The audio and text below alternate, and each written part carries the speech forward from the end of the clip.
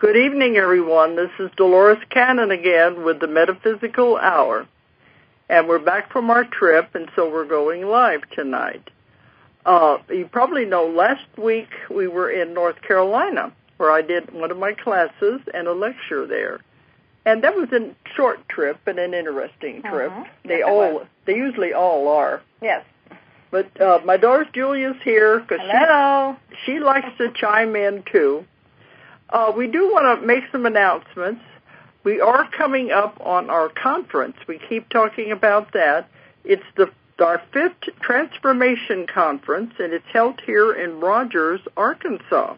We had to move to a bigger venue this year, and it's going to be at the John Q. Hammond Center in Rogers. And we've been told it's the biggest venue in the state of Arkansas, which I was surprised because I thought Little Rock would have something bigger. So I don't think we're ever going to outgrow this one. We did outgrow it last year. Well, we can try, though. We can try to outgrow. Because we're expecting a big crowd, and already the response is getting tremendous. And so all the speakers I've been having on here are the guests I've been having on are the speakers for the conference, so we can introduce them so people will find out about them. But our keynote is Lindsay Wagner this year, the Bionic Woman, and she has been in metaphysics all her life, and a lot of these people just kind of hide it. And now they're willing to come out and share it with everybody. I guess they feel they have nothing to lose, so now their real self is coming out. Nothing to lose, or they're just it's a time now where it's okay. It's okay to talk about your belief system. So she's going to be there, and we're also going to have Daniel Brinkley, the man who died 3 times and lived to tell the tale. And we've been trying to get copies of the movie that was made off of his life story when he was hit by lightning, but they're telling me it's no longer available. It's out of print, so to speak. Yeah, but that doesn't stop us. We're still finding ways. We're going to try. We're going to try to see if we can get a copy out there. We're going to try to make some DVDs. So there's a lot of things going on. But he's going to be also one of the guests. And then we have Sherry Edwards, who is the pioneer in sound healing. And she works with doctors all over the world. And during the conference, she's going to be letting people find their tone. Everyone has a tone. If they find that tone, they're able to heal themselves. And she's going to be giving away free software that people will be able to use this themselves for healing through tone. So there's a whole lot of interesting things are going to be happening. And when I started this conference, it was to introduce our authors to lecturing, to getting out there and being able to talk to people. So that was the main reason. Right. But then it kind of took on a life of its own. Yeah, and we bring a lot of other people in also. I think that's all the announcements. The conference is going to be June the 18th to the 20th. And if you check out our website, it has all the information about it and how you can apply online if you want to sign up for the conference. And it's the website is www.Ozark Mountain. The name of our company, Ozark Mountain Publishing, but it's abbreviated online, OZARKMT.com. Or, for those of you that are overseas, it's OZARKMT.com. You can check on that and find all the information out about the conference. And this is going to really be a good one this year. Let me give out the toll-free number in case anyone wants to call in and talk tonight. About our subject. About the subject, because we're going to have a guest, and if anyone wants to call in and talk to him or about what he does, let's not go too far afield. Anyway. Right. So the toll-free number, if you want to call in, is 1-888-815-9756. 888-815-9756. Okay, so now we're going to introduce our guest tonight, and the guest tonight is Blair Styra. And we met Blair, it must be 5 years ago. Oh, it's longer than that. Long time ago. It's longer than that, yes. We're talking to Blair in New Zealand. So we were just saying we are talking to the future, because in New Zealand, where Blair is, it's now tomorrow. And in order to get there, we had to go into the past because our studios are in California. Sounds convoluted to me. So people running the studio and putting all this on are in California. So they're in the past, and we're talking to them and into the future to Blair in New Zealand. And they say there's no such thing as simultaneous time. And everything weird. I'm going to get your minds all mixed up. Okay, but we met Blair a long time ago, and we've been having contact and working together all those years. And Blair is, I guess, the most renowned psychic channeler in New Zealand.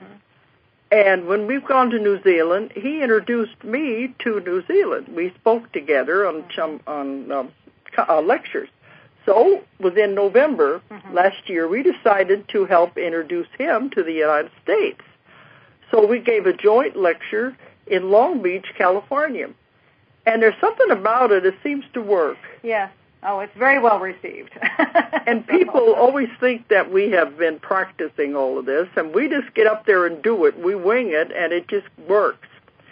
But Blair is going to tell you about himself and how he got into this, but he channels an entity he calls Tabash, and it's very accurate, and he does special readings, he does lectures, and Tabash is a very delightful entity.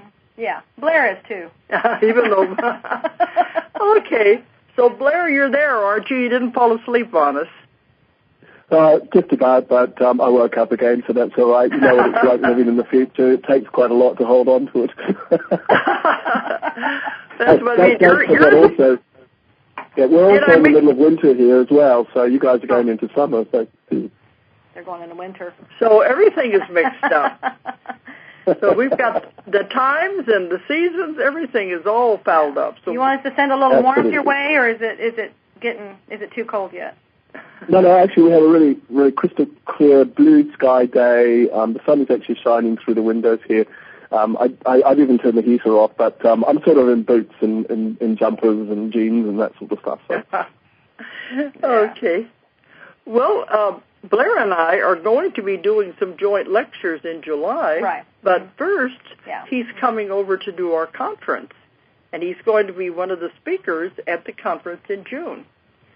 And he's going to stay over here for a month or a couple of months anyway to do all of this. Okay, Blair, I want you to tell everybody your background.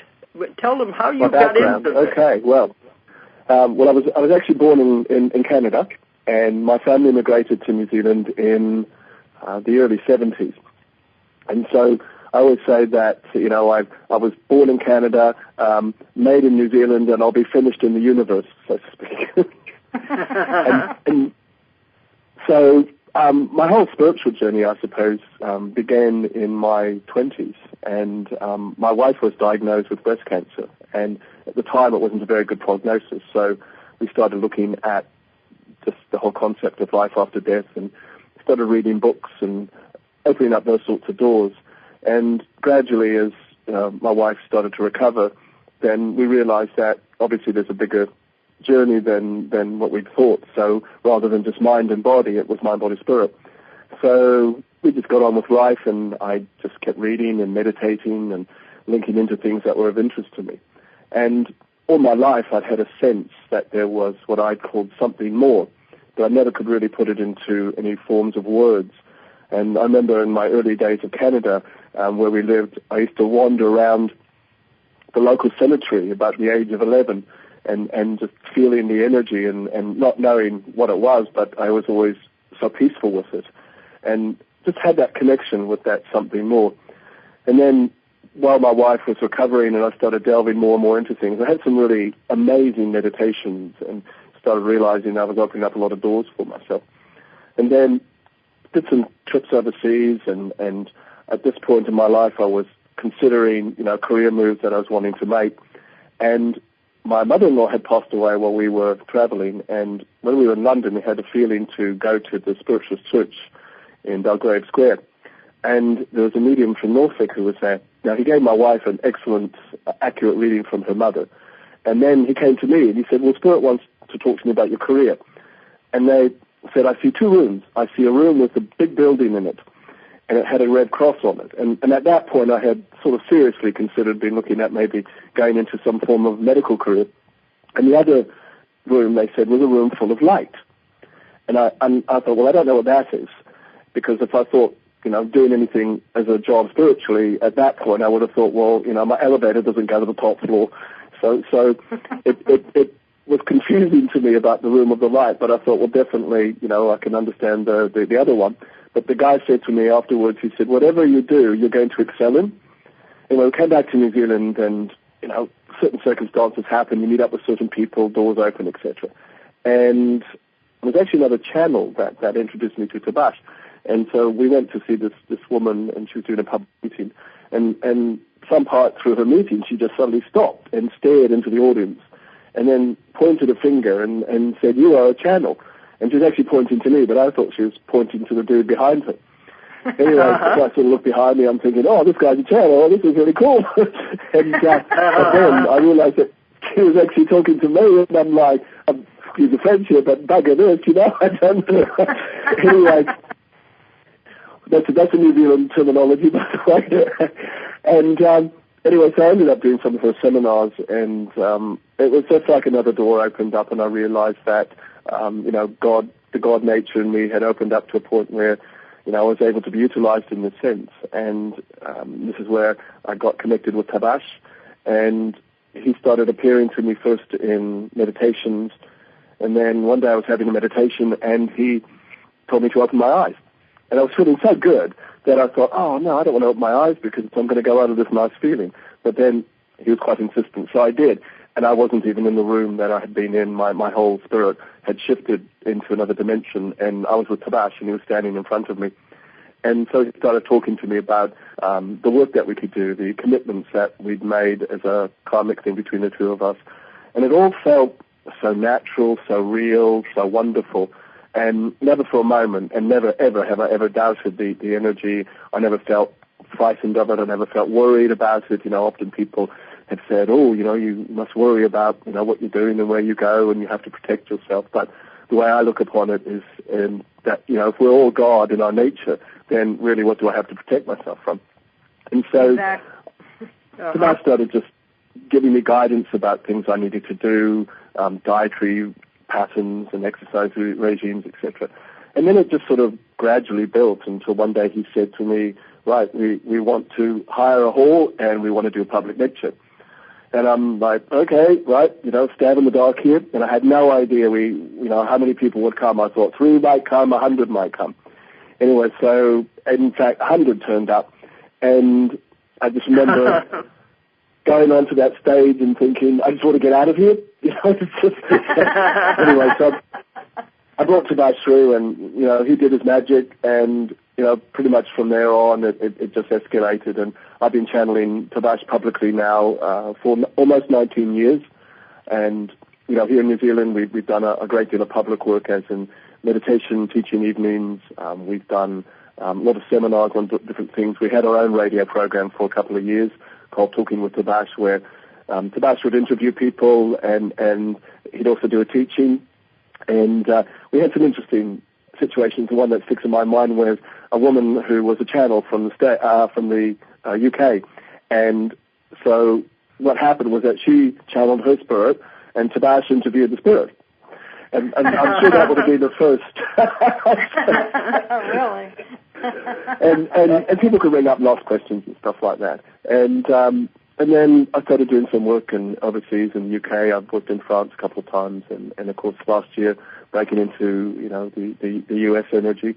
And it's been an extraordinary journey. But I always realized too that it's a journey of my own evolution as a human being, as a God being, as a man, etc. And so, I just feel so fortunate to, be able to, be utilized in this way, not just from the service that I feel I'm giving to people, but from the connection I've made with God and, all these amazing vibrations. And as, we like to call it, friends in high places, so I literally have those. That's right. For sure. Okay. But you also do private readings too, don't you?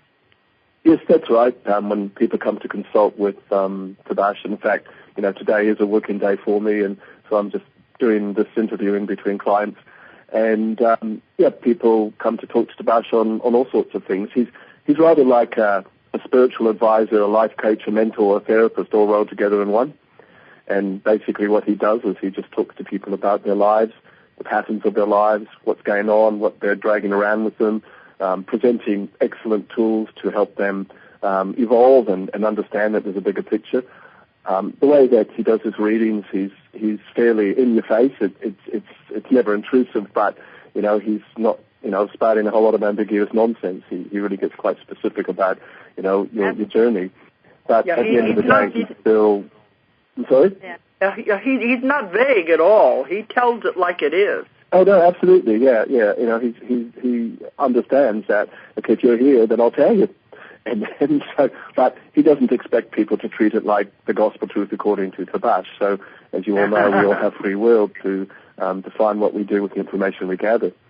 But he's funny as well. He's got an awesome sense of humor, and I think, as someone said to me once, you can just imagine going to the pub and having a beer with Tabash, and he's just that sort of guy, and he is. He's very personable and quite unique in the way that he works through me, and he's a great guy, really. Okay. Oh yeah, but Blair, what you've told us before, when this is going on, you go off somewhere, don't you? Your personality does. You're not there when Tabash is speaking. Then. No, exactly. So I'm a channel who completely leaves my body. So I suppose in the old days they would have called you a full trance channel. So my consciousness simply shifts to another frequency, another dimension, whatever you want to call it. And what I do is I meet up with my guides, my teachers. Some things that happens is I get sent on missions, which is interesting. And a good example of a mission was my soul was out in spirit, and I was actually sent to New York. And there was a young man who was contemplating suicide, and so my spirit had to lift his consciousness to show to him that he had other choices, that he could, do a better job, so to speak. And so that's a good idea of a mission. Sometimes on a collective level, you may get a huge group of souls who may be sent to a place on the planet where there's conflict, and so we surround that place to try to lift the energy up. So we're not just sort of hovering around there, and shining lightly and eating grapes and plucking the heart as such. We're out there and we're working away. We're always evolving. We're always serving each other. Here on Earth we have that phrase, "Be your brother's keeper." And from the way I look at it, it's like we are all here to serve each other, and whether we're doing that while we're in our bodies or out of our bodies, we're all working away on creating a greater consciousness, and we all have that responsibility. And okay, some do it as a channel, some do it as hypnotherapists, some do it as writers, some do it as actors, but whatever people are doing, as Tabash has said to me, your message to the world is simply your life and the way you live it. And what we pay attention to literally becomes our life. So this is a time in our history where we're needing to be very conscious of what we're paying attention to, not just as individuals, but as a collective consciousness as well. And I'm conscious of that also in spirit. Well, when you were, said to the young man who was going to commit suicide, could he see you, or were you just like a voice influencing him? It was more like he felt an energy, the way that I worked with it, because there are many different ways that you can do it. So you could be like a voice, or you could be like a very strong personal energy. But what I did was that I first focused on allowing him to feel more peaceful. And so I sent the energy of peace to him. And straight away his body relaxed. And then when I sent peace to him, then I gave him the feeling, not like an idea, but more like a feeling that you do actually have choice. And with the fact that he was more peaceful, and then he opened up to the choices, then from a human nature perspective, he started looking at, I suppose, the logic of, his life and what his experiences were at that particular point. And then he felt the presence of something. And I could see him looking around, even though he couldn't see me, but he felt the presence.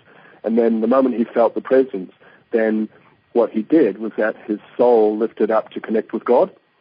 And then with that, he felt that things could be better for him. He felt that he was able to open up to feeling good and feeling better about himself.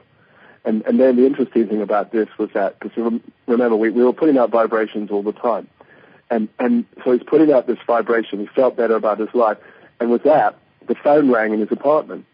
And it was a friend of his who said to him, "Oh, I've had this funny feeling. I had to call you and see if you're all right." And once that happened, then this man made the link on a human level, and the friend was invited over. And then I thought, okay, well, my job's done here. So I was able to pull away from that energy. And again, it's interesting, isn't it? It's like this whole sense of events that are created by another way you invest in something. And so it all comes down to the way we are as vibrations, really. And, so I went away from there feeling, all right, I got a few extra brownie points for myself and Spirit. but Blair, in that instance, you were really fulfilling the position of a guide or a guardian angel, weren't you? Yeah, absolutely. And if you think about it, Dolores, we're doing that all the time, whether it's in what I was doing when I was outside of my body in spirit, or, when we're in our bodies with our connections, we're all in a way acting as guides. And, a lot of people, I think that they only think spirit guides are people who are in spirit all the time. But we're all gods, which means we're already spirit all the time. Therefore, we're all serving each other all the time. And I just think that we have to realize how important we are all to each other all of the time, so that therefore we can... I was just thinking, well, they said, like, when we're sleeping, we go off and we do things like that at night. Assignments at night. And it's the same state that you put yourself in when you're in that. I mean, because you leave, you're very conscious. It'd be like lucid dreaming, I guess, if you're asleep. But so it's very. So you're doing this at night and the day. So you're working double time, I would say. Well, I'm laughing because I'm just thinking about some of the dreams I've been having lately, and it's like, oh, okay. okay, yeah. So that's Because that's what I found at night. Everyone leaves their body. They all go off and doing all kinds of things, going to the spirit side or getting advice. But they're also getting assignments to go and do work at night, and they're not aware of it because they just wake up in the morning and they don't realize they've been anywhere or done anything. Yeah, so he's putting himself in that same position. So. Yeah, and I think about in the dream state too is it's a way that we're able to face certain issues in our lives on an unconscious level, because if we were facing them on a conscious level too often, then I think it would be too traumatic for us. So, what we do is that we go on to another level of consciousness that allows us to look more clearly and also gather information from other sources that brings clarity and makes sense. And I think a lot of the crazy dreams and the things that we face and fears are often dealt with in our dream state. So it's a very healing place as well. And I think sometimes, when people awaken having had issues, they often awaken feeling more clear, or somehow things make more sense, or somehow that they've been helped and assisted and guided. And I think we're just reaching for another level of assistance, not just from spirit, but from another level of ourselves, if you like, when we go out into our dream states. But one of the differences is that you remember these things when you come back. Well, as I was saying, you're very conscious when you were doing these things during this stage. No, absolutely, yeah. And, someone's said to me once before, do you find that difficult, living in so many different realities on a conscious level? And again, I've always felt that being God is the most natural thing. So I've never actually even questioned it. It's just something that just seemed right. So, I think you just have to keep things in perspective. And obviously, I recognize that what I'm doing as a channel is literally my vocation. And so I'm here to serve in all the best ways that I can. And when I'm out in spirit, it's just wonderful to think that I've got access to information and souls and, higher consciousness. But at the end of the day, at times I'm still a human bloke, and, sometimes you don't use what you're given. So it's a human nature thing that creeps in here. Right.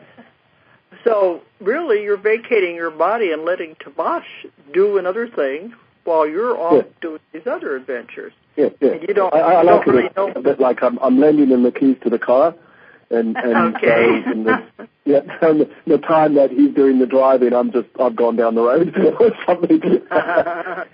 Well, now he seems to drive it well.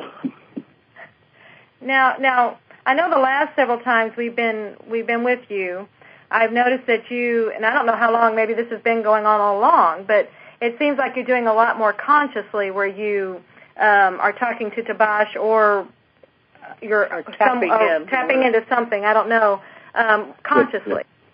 So what's happened, I suppose, if you look at the way that everything is just shifting at the moment, and Spirit has explained to me, there's this greater blend of the dimensions, which means that in a sense of human nature, I suppose I could say I'm growing out of my human nature and growing more into my God nature, which means that my own natural psychic abilities as a human being are stronger.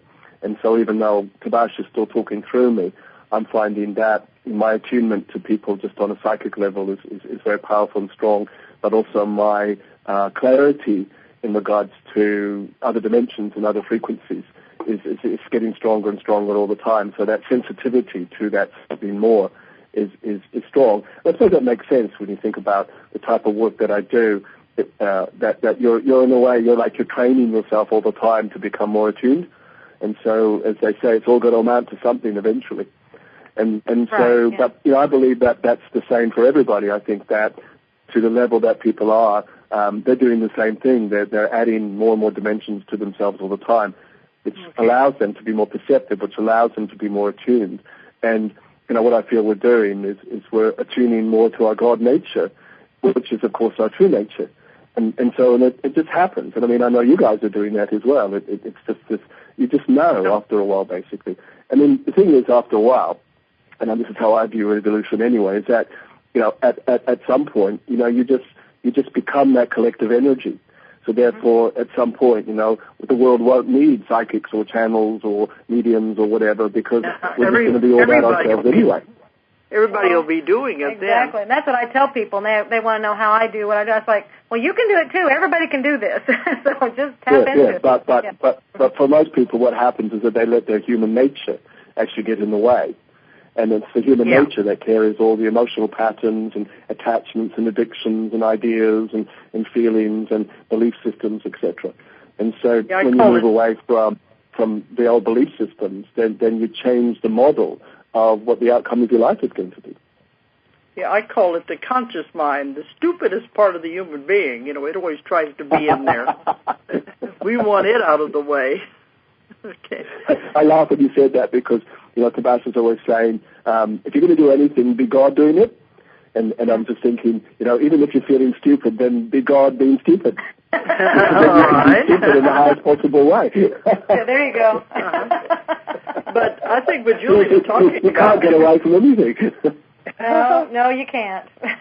What Julie was talking about, though, we have noticed whenever we're with you, we just asked a question and you seem to know the answer. Well, you're always saying, well, Spirit says this, and I know that because I'll do that too. I hear this and stuff, and it's like, and I wonder just how much you actually have to leave now to, that may be what people expect now from a reading or a session with you, is you have to leave and Tabash comes in, but you could probably do just fine staying there, but maybe you don't want to. Maybe you want to go off and have these other adventures. Well, I got to admit that I probably could do that to a certain degree, but when I leave and when Tabash comes through, he's pretty remarkable in his energies, and I actually find that as a human being myself, I'm actually quite an impatient person in many ways. And I remember some years ago I was interviewed in a magazine here in New Zealand, and the reporter said to me, well, without channeling, without Tabash, would you choose to be a therapist yourself as Blair?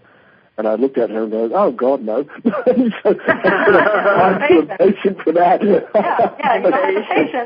it'd be like, I'd be talking to people and go, well, God, get on with your stuff. Yeah, exactly. So I've yet to evolve to that particular state. Yeah, that's my problem. I got to have a lot of patience to listen to everybody's problems so I can help them. It does. And yet you can't take those problems on because then you become an empath, which is not good for anyone. Well, yeah. Well, what I find I do is because in my line of work, you're often, as you know, you're dealing with people's major traumas and major problems and emotions. There's a lot of emotional experience that happens for people, and so what I always do at the end of my day, my work day, is I empty my rooms of the energy, and I empty myself of the energy, and then I usually do something that grounds me, like go to the gym or go for a swim or something physical that puts me back on earth as such. And I always start off the day by pledging my life and my body to my service to God and my service as a channel. And I call in the energies who work with me. I call in any guides and spirits who work with the clients who come to see me. So it's like an agreement that you have to make every day, but then an agreement that you have to break every day as well, because you don't want to bring the new energy or the old energy into the next day. And otherwise, I have to do the same thing. People don't understand it, but I have to, what I call, center myself and talk to them before I'm going to do a session, because it's like an agreement to get them to work with me for the highest good of the client. So you don't go into this work lightly. You don't take this work lightly. This is serious things that we're working with. Yeah. Well, you're dealing with not just people's lives and emotions, but you're dealing with evolution, really. And so, that's why I always, my biggest affirmation that I always tell myself is I am God. And I do that as much as I can through the day. And that's just staying logged in, if you like, to that power all the time. And I sort of liken it a bit to the difference between, say, with a computer. If you have dial-up, then that's just staying in your human nature. But if you're linked into broadband, then that's your God nature. And so you've just got a higher internet connection and accessing more all the time. Yeah, that makes sense. Yeah, you can receive more faster. Absolutely. And if you stay in dial-up, you're never aware of what you're missing. Oh, God, it's easy to download some stuff as well. You want to throw it out the window. That's true, yeah. That's a really good example. Just to download something. Yeah. So you have to you have to elevate your state of being to download your information that you want to get. Well, you do. And like our computers, every so often you have to delete old files. You have to, oh, man, that's a great analogy. Yeah, and it just makes sense. It's interesting thing if you think about it, because Tabash has often explained, you want to understand how God works, just look at your technology. And people often find it difficult to understand this concept of past, present, and future happening simultaneously. But if you think about, say, for instance, a television, and when the television is turned off, that doesn't mean the programs don't exist. You just have to push the right button and go onto the channel you want, and there's that information. And then, of course, there's all these other, dimensions or channels that are happening simultaneously. So you can go from channel 1 to channel 20, and that doesn't mean channel 1 doesn't exist. It's still happening at the same time. So if you think about it from the point of how spirit works, how our past lives work, how our future works, we actually have access to everything all the time. But what we have to do is make sure that we're fine-tuned enough so we know how to push the right controls on our remote. Okay. That's true. You just you got to tune into it. Which one to tune in? That's why I keep seeing a radio dial. You're tuning the radio dial kind of thing. Yep, absolutely. So, it's just going on to that program that we feel is relevant to us at that time, basically. And unfortunately for a lot of people, I think what they do is they keep going to the program that has reruns. Yeah, I've been here before. Deja vu. Do I have to go through this again? Yeah, I really like this program. And the other one is, stay tuned to the next episode. It hasn't been created yet. Right. You don't want to just sit there and watch the same show over and over again, because you're not learning anything. Well, no, it's like consistent reruns of I Love Lucy or something like that. Yeah, and some people do because they know what's going to happen. Maybe that's it. They don't want to be surprised. They want to be safe. But it's a comfort they know the outcome. as well. They want to stay. They want to stay attuned to what they're familiar with or what gives them a feel-good factor. They know the outcome. Yeah, right. But they're not learning anything that way. Yeah. You're not learning anything I know the that outcome, way. and I don't need to create a new one. But they aren't learning anything that way because you're just repeating the same old programs. You need to go to a new class and see what's there. Yeah, but it's interesting, isn't it? What getting back to what I said before about people's belief systems, and if you stay locked into a certain belief, then you create a reality around that, and therefore you die from your belief, or live for that belief, or you don't move because of that belief. And I think what's happening on this planet now is that we're all having to question our belief systems on all levels, because we're more sophisticated, we're more intelligent, we have a greater understanding how everything works. And that's where it's about allowing ourselves to really take that awareness and look at how we can weave it through our lives in an everyday way now. And that's challenging to people, but it's also exciting to many other people, and that's why so many people are kicking open those doors. And I mean, I'm just thinking about, this conference in Rogers, Arkansas, not too soon, it's coming up very soon. Yeah, 4 weeks from today. Yeah, 4 weeks from today. About the collective energy is just going to be absolutely amazing, because when you think about, everyone who's there is there because they are on some level open to this power, this idea, this energy. So the collective energy that's created on that level is just extraordinary, and I just feel so honored to be a part of this. It's going to be awesome, as they say. That's right. Okay, Blair, there was a beep. That means there's a caller. Dawn, is there a caller? I am. I'm here. Can you hear me? Barely. Just barely. Go ahead. Okay, I'm calling from Cranbrook, BC, Canada. Okay. I think Blair knows who I am. Yes, this is my auntie. It is too. A small world, isn't it? Yeah. Small world. I just want to let you know. I just want to let you know, Blair, how proud I am of you. You're just turned out to be such a wonderful, wonderful human being. And I do have one question for you. Whether you want to answer. Can you hear me? Yeah, I can hear you. Absolutely. Okay. Dave's having a little trouble with the tax bureau. Do you think this is going to come out okay? What he's got to do is he's got to make a new deal with himself first. So I feel that for himself at this particular point, it's very much about if you look at all the different levels of debt that he's created for himself, and on the physical level, on the emotional level, and excuse the pun here, but what Spirit is saying is that he's just been overtaxing himself. And so because he's overtaxed himself, now he's got this difficulty with the tax department. There's arrangements that can be made, so he's got to make a deal with them, basically, see. So he's got some communicating that he needs to do with himself and with these people. So, but the outcome should be okay if he stops overtaxing himself on other levels as well. Otherwise, he'll just consistently put himself into debt. Yeah, well, this is what he's worried about. It's no big deal, but the thing is, it's like for the GST tax in Canada. Yep. And that's what it's all about. But they're kind of threatening little things that they could do this and they could do that. And, Okay. So what he's got to do is he's got to go to them and say, look, okay, I'm aware of the situation. This is what I can do. Let's sit down and let's talk about this, rather than approach this from a point of conflict. Let's look at what deal we can actually make, basically. So there's the deal making that can be done here. Good. Okay, well, they're coming back to see him in 3 weeks, so they'll settle Okay, well, he's got 3 weeks that he's got to do something. Yeah. Okay. It's interesting talking to my auntie, because I haven't actually seen her since I was 11 years old.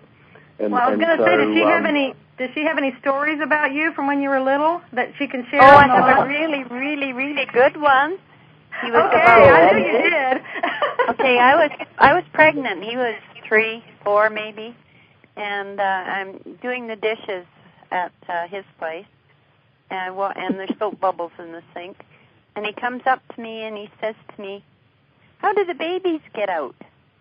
And his mother said, "There's a special opening," and he said, "Oh, does it have a zipper on it?" and the soap bubbles went flying as I went hysterical almost. That sounds like something Blair would say. Yeah, very young age. Very inquisitive. No more secrets. This is fun, Blair. Yeah. She's revealing your secrets on national radio. Yeah, that's the problem. I don't think I'll ever forget that, though. Oh, that's a wonderful story. With great love. Okay. Well, thank you for calling. Okay, dear. Thank you. Bye-bye, Blair. Okay. Bye, Deb. Lots of love. Okay. I think that was really good as far as like seeing the symbolism there, how that shows. I mean, the layers of that. You know, the 3D dimensional physical reality was showing, like you're saying, he was overtaxing. It's like that's so little. That's exactly how like the subconscious comes. I mean, that's how all the messages always come through. In my work, it's all symbolism, very symbolic. Yeah. Well, I mean the thing is that the way we think about ourselves, the way we run our lives, and on all levels, mind, body, and spirit.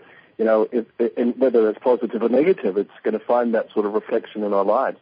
And just a simple thing about people who are suddenly have a back problem or feel pain in the back, and it's almost like, well, what load am I carrying on myself? Or people who have got pain in their hands, or why am I holding on to things so tight, or that sort of thing, or a visionary thing. My vision's a bit blurred at the moment, so what is it that I'm not seeing at this particular point?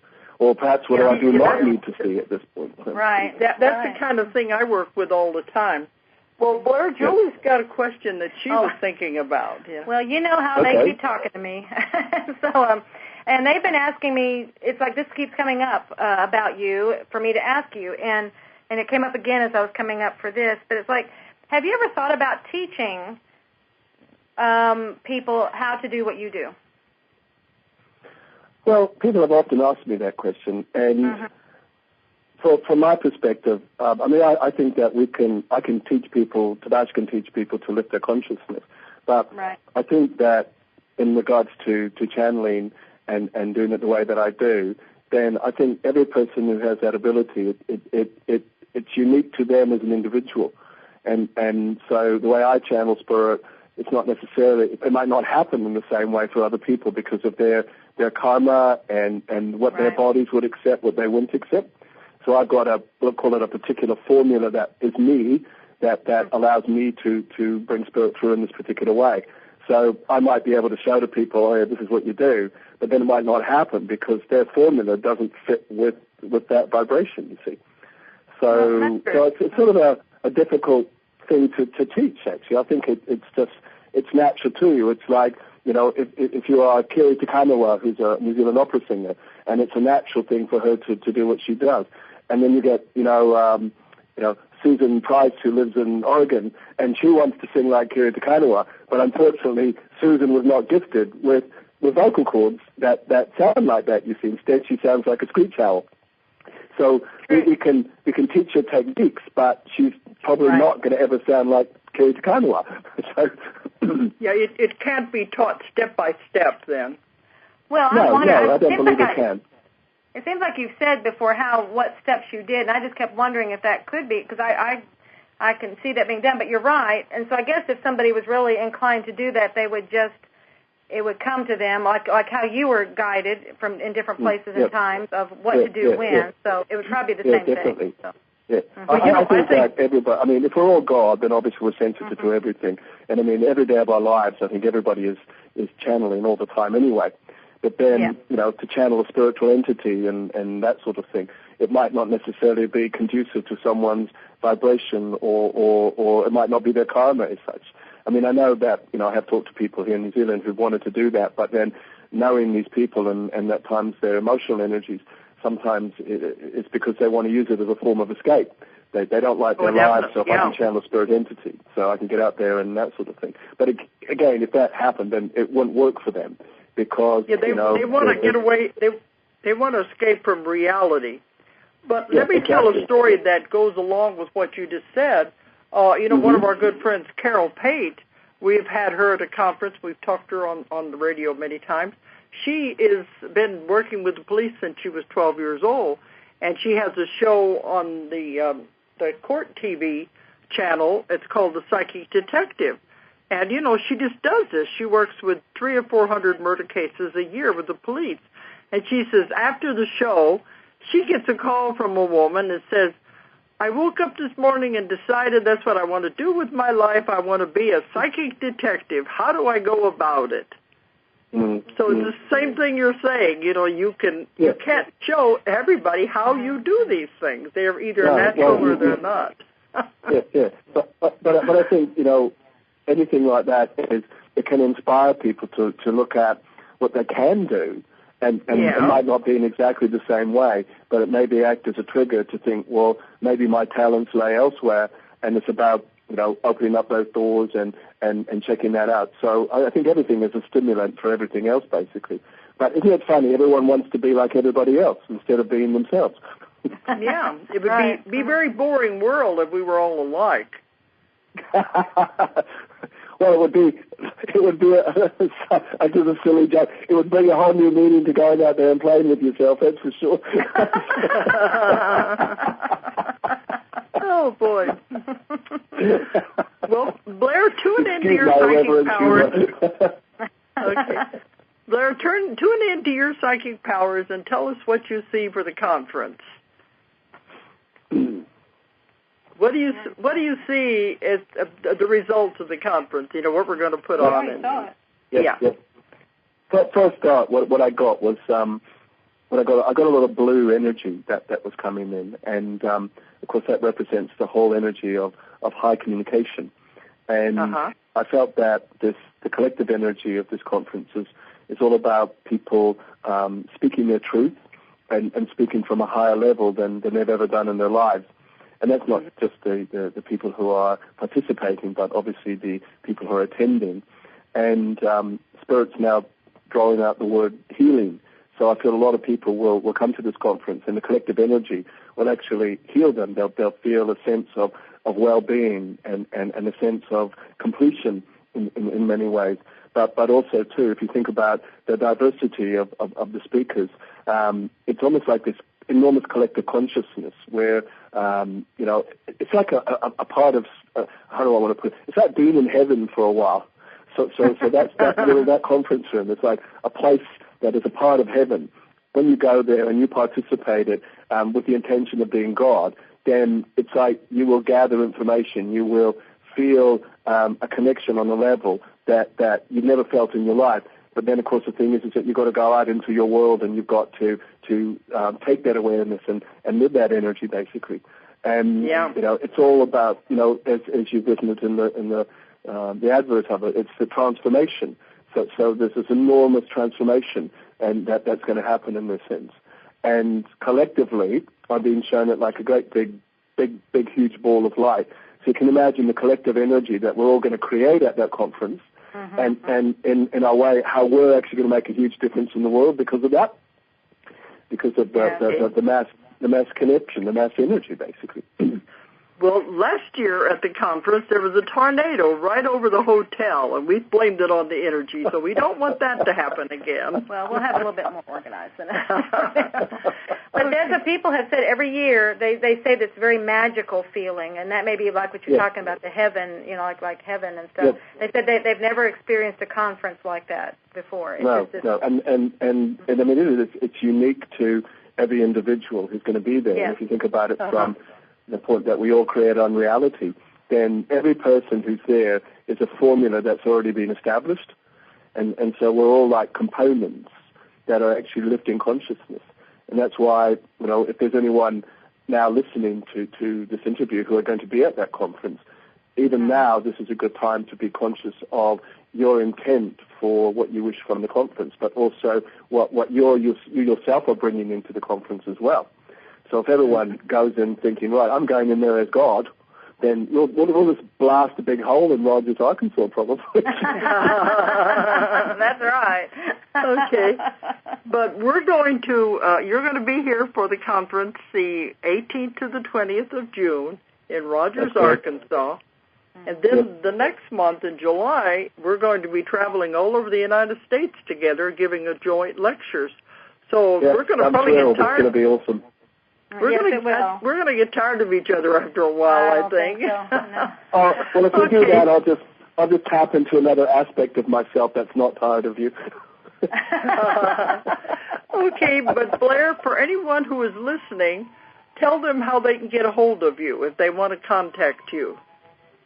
All right. Well, if they want to contact me, they can contact me on my email address, which is info@tabash, which is TABAASH.com, and that's the best contact for me at this particular time. And that's also here in New Zealand if people want to contact me here in New Zealand. And that's, right, and that's my also website. your website. Yeah. Yeah, and the website is www.tabash.com. And so some stuff on there that people might be interested in. But I'll also be doing, if people are interested, I'll be doing private readings during my time in the States as well. But the best contact is my email. So.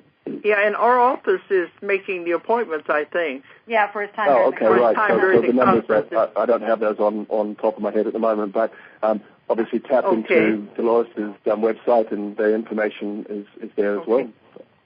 Right. But if you can look that up, it's TAASH, isn't it? No, TAB. TABAASH. Yes. Tabash. TABAASH. She always puts letters where there aren't and takes them out where they are. So if you want to contact him, that's the word. The word is Tabash. Okay, but and if you want more information about the conference, the website of ours is Ozark Mountain, OZARKMT.com, or OZARKMT.com. And we also have an 800 number for those who aren't computer literate if they want to find out about the conference. 1-800-935-0045. 1-800-935-0045. Or if you are overseas, it's 479-738-2348. Okay. So, Blair, I think we're coming to the time we have to close. The hour goes fast when we're on here. Well, it's been such a pleasure to be able to do this, and such a pleasure to talk to my auntie as well. And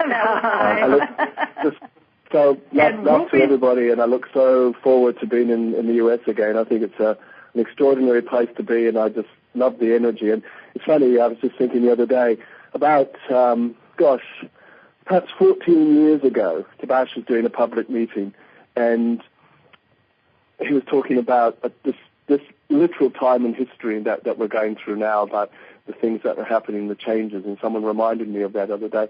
And then I was having a meditation, and Spirit started talking to me about, we're going to be working in North America at some point, and I'm like, yeah, sure, okay, well, we'll just see what happens. So it's taken a while to get there, but we got there in the end. That's right. Okay.